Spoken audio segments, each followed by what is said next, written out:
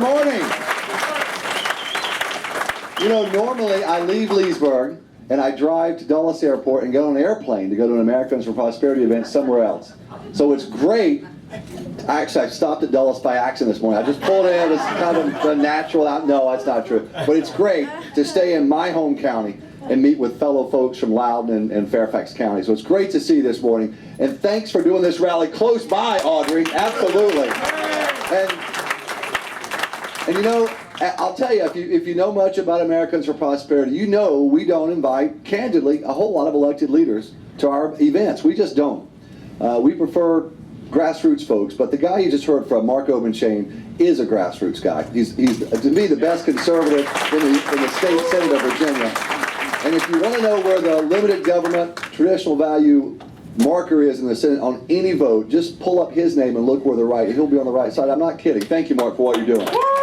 He's from Harrisonburg, and we're honored to have him come up from the valley to see us.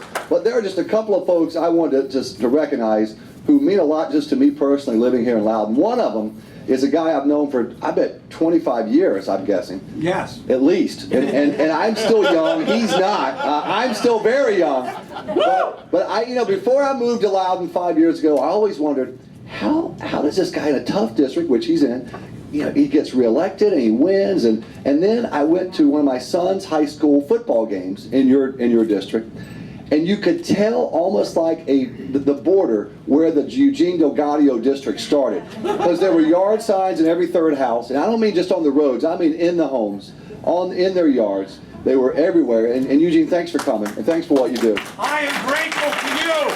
You are awesome. Thanks, Eugene, for being here, though. And all of you, fight, fight, fight. We are doing that. We are doing that. But thanks, Eugene. And I don't know about you, but and I mean this not in a trite way. I'm thankful to God for the Tea Party movement, aren't you? Yeah. I am. I'm really thankful for that movement. You know, we started Americans for Prosperity in 2004, and we had a very simple vision in mind in starting the Americans for Prosperity. We had watched for years, and whenever there was a budget battle or a spending battle or a tax battle or a regulation battle, the left had their troops, right? I mean, they had the government employee unions, they had often the radical environmental lobby, but they were real troops, they had real money, and with the local media, candidly, they had real credibility. And too often, on the economic freedom side, we didn't have that. And so we launched Americans for Prosperity. Our chairman's one of these evil Koch brothers. You heard about these supposedly evil? I'm proud to have David Koch on our side. I am. All they do is create tens of thousands of jobs and prosperity and economic freedom. They don't ask the government for anything except leave them alone as much as possible. And they're the bad guys. That's an interesting thought. But we launched it, this organization, to simply show that at the local level, at the state level, and at the national level, whenever there's one of those fights, our side has troops, and our side has credibility. And yeah, our side has some money, because it does cost money to do this, right? These TV ads and the radio ads and the bus tours, they do cost money. And so that was the reason we launched Americans for Prosperity. I look around this room and I see Ron Wilcox, who's worked so long and so hard from the Tea Party. Thank you, Ron, for what you do, and many others. But if you ever, the number one question I get, and you may have asked this yourself, are we making a difference? That's the number one question I hear on the road. I was in Great Falls, Montana, and a lady walked up to me just last week and asked that same question. And the best way I know to answer that is for just a minute to walk back to January of 2009.